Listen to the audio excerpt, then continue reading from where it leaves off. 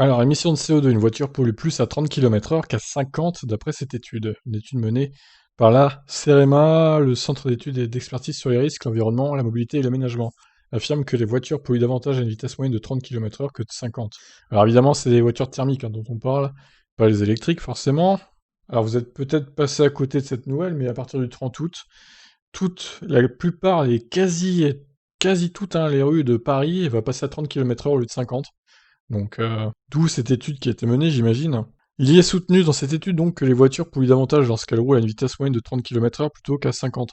Pour les véhicules légers comme pour les poids lourds, les émissions sont importantes à très faible vitesse, jusqu'à 30 km/h environ, assure le rapport. Selon l'institution placée sous la tutelle du ministère de la Transition écologique et solidaire, un véhicule évoluant à une vitesse moyenne de 30 km/h émet 195,6 grammes de CO2 contre 164,7 grammes à 30 km/h. Ah, attendez. Non, ils se sont plantés là. Donc 195 c'est pour 30 et 164,7 c'est pour 50. Donc ce qu'il faut comprendre c'est ça. Donc augmentation de 18,9%. Selon la CEREMA, la vitesse moyenne la moins polluante est 70 km/h, concernant les émissions de particules fines d'oxyde d'azote et de dioxyde de carbone. A l'inverse, rouler aux alentours de 10 km/h se veut particulièrement polluant. Les situations de congestion du trafic routier sont très pénalisantes du point de vue de la qualité de l'air. Donc là, ils ont fait un graphique en fonction des kilomètres-heure, vous voyez. Alors effectivement, 10 km/h, c'est une catastrophe, quoi. Comme le fait remarquer le Figaro, la publication de cette étude ne survient alors que la maire de Paris s'apprête à baisser la vitesse maximum de circulation dans la capitale à 30 km/h. Néanmoins, plusieurs associations et organismes remettent en cause ces résultats, qui d'après eux ne s'appliquent pas à la circulation en milieu urbain. Dans les trajets urbains, les automobilistes ne sont jamais à une vitesse moyenne. Ils accélèrent, décélèrent, s'arrêtent au feu. Cette conclusion ne s'applique pas sur ces trajets, fait remarquer Marie Chiron, responsable mobilité au sein de la Fondation Nicolas Hulot, dans les colonnes du quotidien. Le constat reste le même pour Fatoumata Koné, président de l'Agence parisienne du climat, qui garantit que cette étude n'influera pas sur les mesures de la municipalité de la capitale.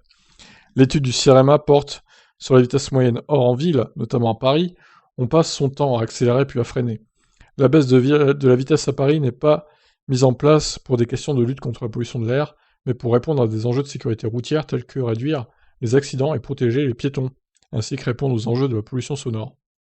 Alors ouais, bon, je sais pas trop qui croire, hein. Est-ce que vraiment à 30 km/h, vu que le rendement du moteur est peut-être moins bon, on va dire, à cause du fait que la vitesse passée... D'ailleurs, à 30 km/h, on est en combien? On est en seconde, quoi? À 50, on est en troisième, par contre. Ah, après, je sais pas, ça dépend des voitures, hein. C'est compliqué, hein. Moi, ça fait depuis 5 ans que je roule plus en thermique, donc je vous avoue que je ne sais pas trop. Mais bon, c'est assez étonnant en tout cas. Mais moi, je suis pas sûr que cette fameuse étude soit pipée, hein. Franchement, ça me surprendrait pas qu'à 30 km/h, à cause du rendement du moteur, on pollue plus qu'à 50. En fonction de la vitesse qu'on est passé, etc. Bon, je sais pas, écoutez, dites-moi en commentaire ce que vous en pensez de cette étude. J'aimerais plusieurs avis pour me faire une idée, parce que là, c'est compliqué. Voilà, je vous laisse réagir. Ciao!